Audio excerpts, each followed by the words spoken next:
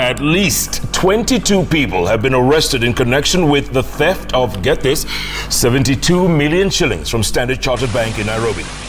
Kuiba gani?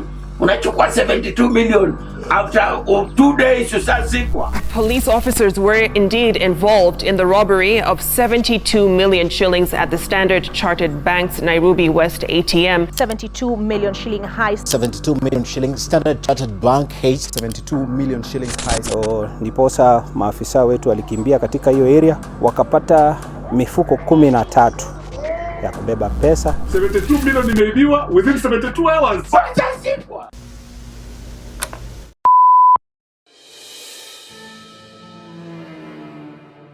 Vini wasn't your average guy from Kayole. He dressed like a cop, talked like a cop, and even walked like a cop. But he wasn't a cop, just a really convincing police imposter. He claimed to be an SPIV officer stationed at Spring Valley, flashing around the service number 101427 like it meant something. And honestly, it did, because in the streets, appearances matter, and the uniform, it worked. He built real friendships with actual cops who had no idea they were vibing with a fake. But Vini wasn't faking for clout. He had bigger plans, and they weren't exactly legal. That's where Chris Ayenda came in. Another imposter, same hustle. Together, they cooked up something wild. A plan to rob G4S vans carrying up to 200 million Kenya shillings. Yeah, million. And for that kind of job, you need an inside man. So they got one. A real G4S officer working at HQ, had a rogue taxi driver and a few corrupt cops, and this wasn't just some wild fantasy anymore. It was a 5-month operation in the making. Then, on September 5th, 2019, the opportunity finally dropped. Word from the G4S insider. 2 armored vans were heading out from industrial area to stock up a Standard Chartered Bank ATM in Nairobi West. That was the window, and Vini, he didn't hesitate. Before we dive deeper into what happened next, let me just say thanks for being here. The support you show this channel means more than you know. If you haven't already, hit that like button, subscribe, and buckle in. Another reminder, we are currently looking for a video editor. Email us what you can do. Mike Kahindi, and this is about to get crazy.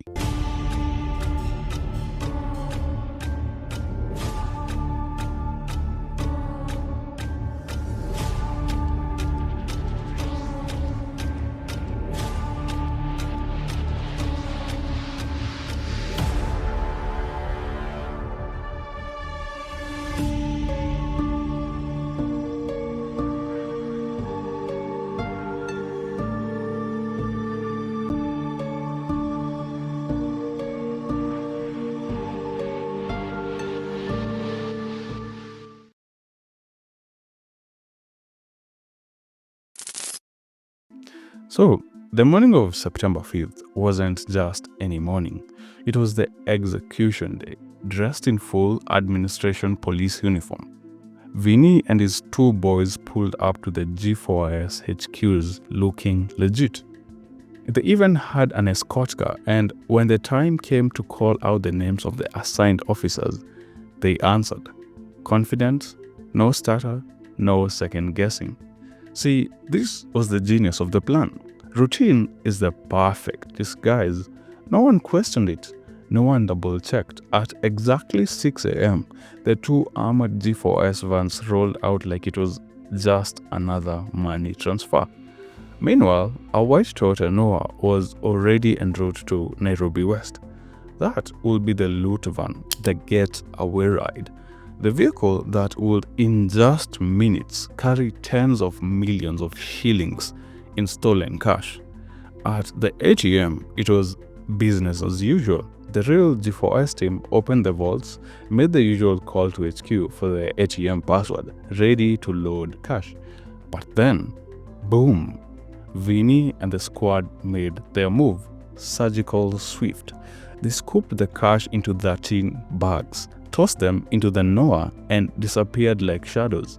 And just like that, 72 million Kenya shillings was gone. No alarms, no guns, no violence, just cold precision. Now, was it what they aimed for? No, they wanted 200 million Kenya shillings, but trust me, 72 million Kenya shillings will still turn you into a neighborhood legend. Back at G4S HQ, panic mode activated. The real assigned cops had just arrived, only to be told, "You guys already reported." That's when the robbery call came in. 2 words, kimeumana vibaya. It was a bad day to work at G4S, but for Vinny and the boys, it was the perfect bloodless heist, a criminal masterpiece and obviously an inside job. After pulling off the cleanest heist Nairobi had seen in years, Vinny and the crew did what smart criminals should do: disappear. They regrouped at the Goto Forest in Kiambu, and what went down there was simple: split loot and vanish. No ceremony, no celebrations, just grab a bag and dip. But then the madness of money kicked in. Chris Ayenda, man, forgot all rules of laying low. Instead of staying underground, he walked into a car showroom like a boss, slapped down 1.5 million Kenya shillings in cash, and drove off in a brand new Subaru like he just hit a jackpot. Oh wait, he did. He then rolled straight to Kisii. Meanwhile, the heat was rising. Police weren't sleeping on this one. Investigators locked in fast, and the first place they went, G4S HQ. That's where things got weird. The CCTV footage was gone, deleted or tampered with. Inside job? Check. Confirmed. So, guess who took the fall first?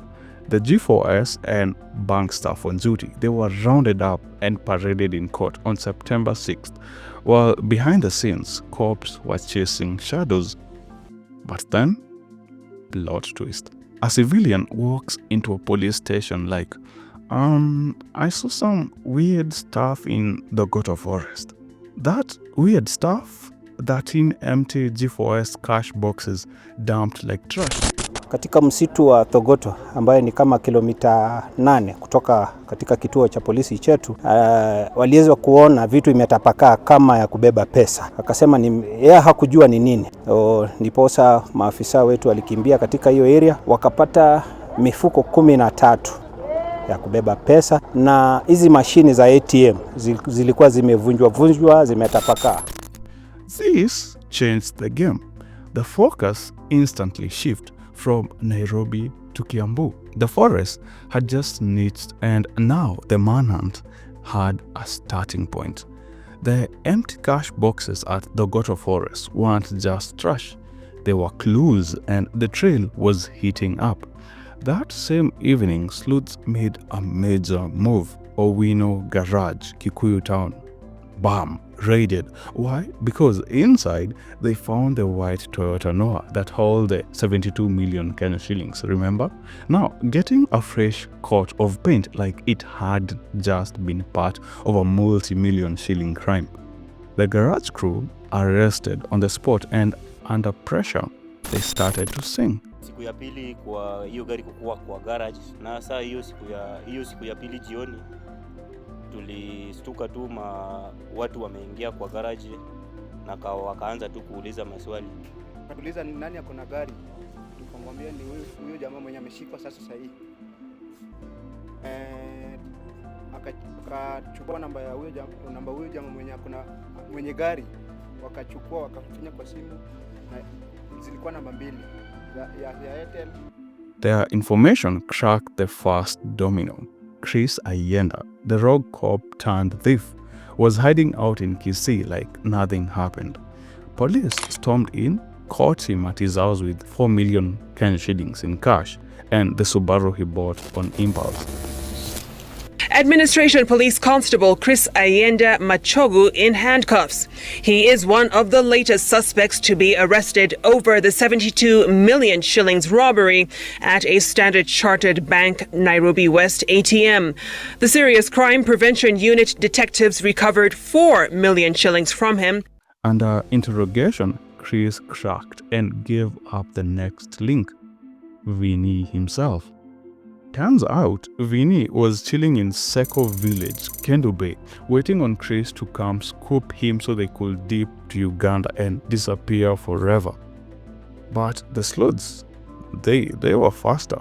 They pounced, arrested Vinny and found him holding 3 million Kenya shillings in cash. One by one, the masterminds were falling, the dream of escaping with millions crumbling, and the clock was ticking. With the two masterminds behind bars, you'd think the case was closed. But nah, 50 million Kenya shillings was still missing and the sleuths weren't backing off. Instead, they turned up the heat. Interrogations got intense. Too intense, the suspects accused police of brutality, claiming they were being tortured to spill secrets.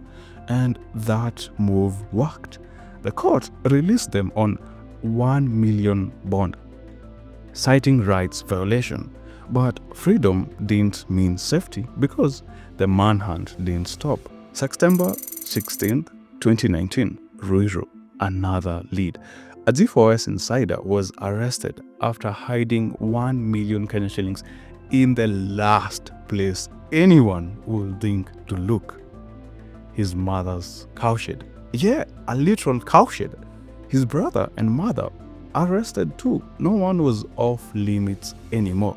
So fast forward to September 27th, two rogue cops, Simon Karuku and his wife Njeri, shaking in fear, tried to sneak into court in Kikuyu to apply for anticipatory bail, basically begging to not be arrested. But it was too late. The sleuths caught them and Simon cracked again. He took them to Kahawa Barracks where his sister, a KDF officer, pointed fingers at Florence, another cop. She said her boyfriend dipped with the loot. Classic. Also seized a white Mark X believed to have been bought with the stolen millions. The web of lies kept expanding. Cops, soldiers, civilians, all entangled in Kenya's most cinematic heist. And just like that, the perfect bloodless heist turned into a deadly cover-up. March 24, 2020, Vinny, the alleged mastermind out on bond, was gunned down by police. The official DCI statement: shootout during arrest. But his lawyer was slick. Wycliffe Owour wasn't buying the script. On March 26th, he dropped the receipts, a video showing Vinny unarmed, surrendering, then executed. The question everyone asked: why lie? Why kill him? This wasn't just about justice anymore. It was about cleaning house. Human rights activist Al-Amin Kimathi jumped in, raising red flags on Twitter. He claimed two Kayole-based cops linked to the case also died, killed by fellow officers, allegedly over silence or maybe the loot. IPOA didn't miss out on this one. They launched an investigation. 2 years later, 6 cops were charged in connection with Vinny's murder. But here's the kicker: 60 million Kenya shillings is still missing. No trace, no witness, no leads. The Kayole ATM heist was more than just a robbery. It exposed the deep rot within security systems, the bloodlines between law enforcers and lawbreakers, and how loyalty can vanish when millions are on the line. What started as a bloodless operation ended with the mysterious deaths, untraceable money, and unanswered questions that still haunt the case to this day. Vinny may be gone, Others may be behind bars, but over 60 million Kenya shillings is still missing, and someone somewhere knows exactly where it is. This wasn't just a heist. It was a glimpse into how power, greed, and silence work hand in hand in Kenya's underworld. The real mystery now isn't just who did it, but who got away with it. Nairobi Insight.